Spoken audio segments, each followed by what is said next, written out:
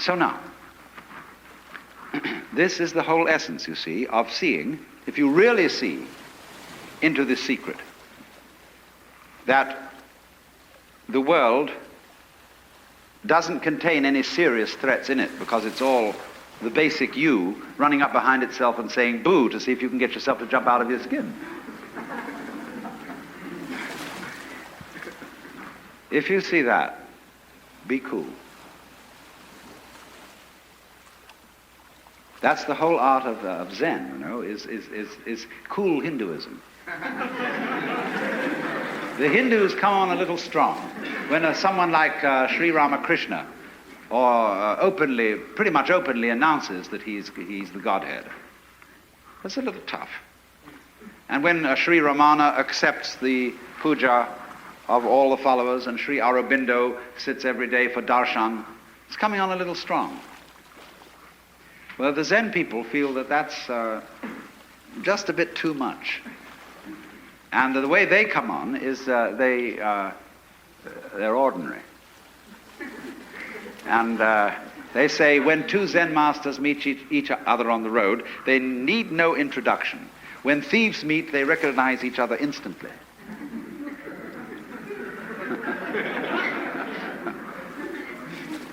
So they don't say anything, don't make any claims. As a matter of fact, so far from making claims, all good Zen masters say they have not attained anything, they have nothing to teach, and that's the truth.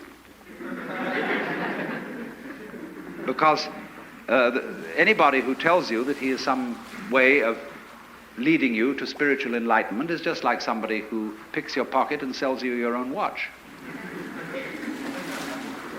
Of course, if you didn't know you had a watch, that might be the only way of getting you to realize.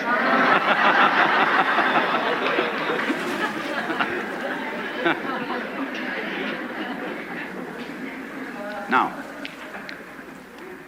so then,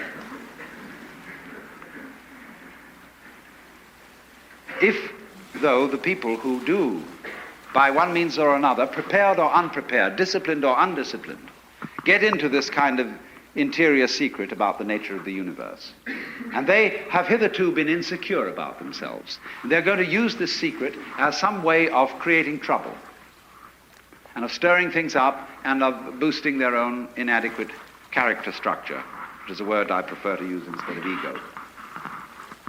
Then there's trouble, because those people who are out there on the tightrope are going to get pretty scared. And they're going to call in the police and say, this has got to stop. So then we have a situation right like that now. And I want to make a few comments about it.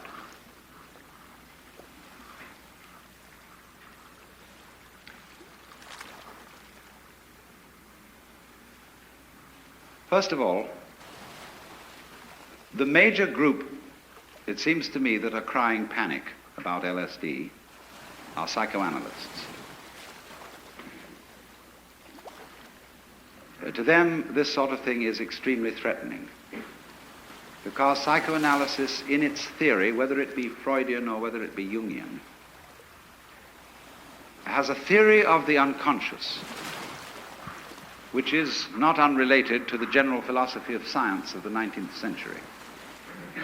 Which is that the unconscious, called the libido by the Freudians, is totally uncivilized, blind lust. For the Jungians, it may be something even more dangerous than that, because they have not settled for the idea that it's a sexual unconscious. It may be much more sinister than that. Deep down, there is the spider mother. There are the screaming mimes at the bottom of that pit. And Esther Harding, in her book Psychic Energy, says that civilization is a mere veneer over the abysmal depths of primeval slime, in which there are the great serpents and appalling influences just waiting for a chance to get up there and raise hell. So if you are psychoanalytically oriented, you are necessarily terrified of the unconscious. But you've learned a trick. Say the old-fashioned Christians, they discipline the unconscious with a club. Bible and birch rod, see? And they knocked it down. The Freudians said, no, this is a very dangerous creature, but you've got to train it in a different way, like a good horse trainer doesn't use the whip but lumps of sugar. But it's still the same animal. In other words, this whole philosophy of Western man as it crystallized in the late 18th, 19th, and early 20th centuries is that what we call humanity, consciousness, spirituality, values, is simply a veneer. The real thing underneath, the gutsy thing, is a terrible monster. And watch out for that. So anything that happens that might let that creature loose is looked upon by psychoanalysis as terrible. I'm not going to accuse them of worrying about LSD because they think they're going to be put out of a job. I don't think that LSD is an automatic psychotherapy at all. It needs, if you're going to use it for that purpose, you need psychotherapy in the ordinary way along with it.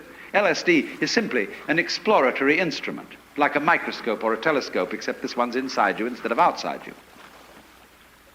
And according to your capacity and knowledge, you can use a microscope or a telescope to advantage. So in the same way, according to your capacity and your knowledge, you can use an interior instrument to your advantage. Or just for kicks. People lost their sense of social responsibility, utterly destroyed by taking the wrong kind of drug. Now, dear friends, there is absolutely no evidence for this kind of thing whatsoever.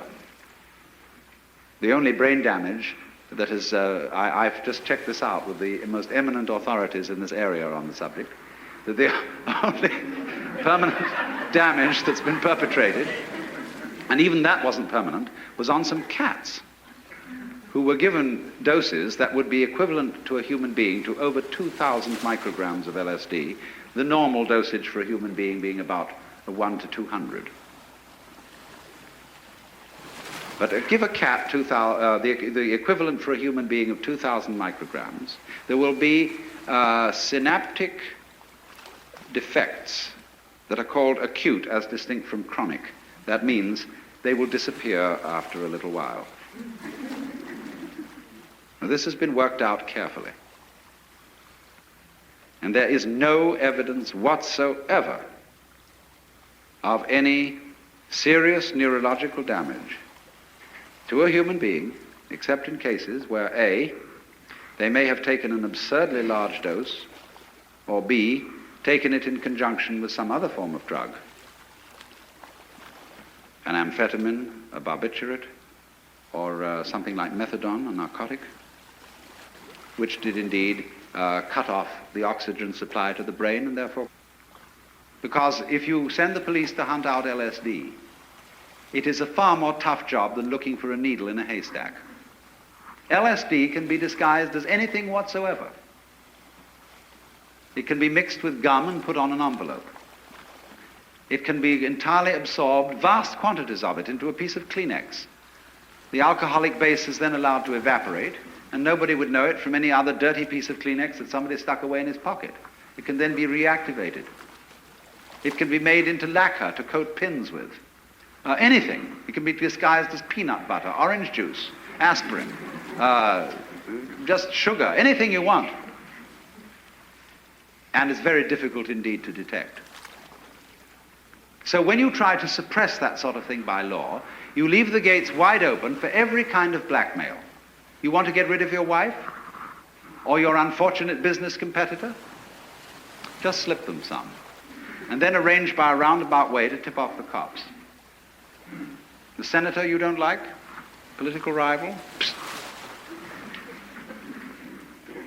You see, any law of this nature, any law which in a way tries to enforce by the power of the state private morals or your own business in looking after your own nervous system, is in fact an unenforceable law.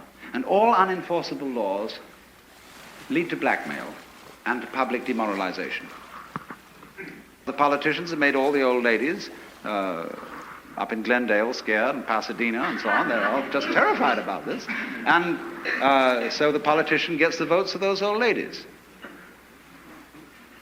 And the police have to do what the politician tells them to do. And you know, the police They're just people. It's a terrible thing to put the police in a position where they're going to earn public disrespect by enforcing or trying to enforce unenforceable laws. So I would say in general, to sum up, so this is also a rule, and please, anybody here who's a psychotherapist, if he doesn't know this already, take note.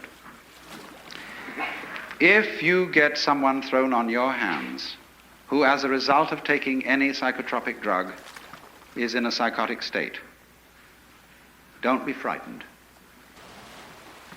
Because the moment you're afraid, your patient will pick up your fear by a kind of osmosis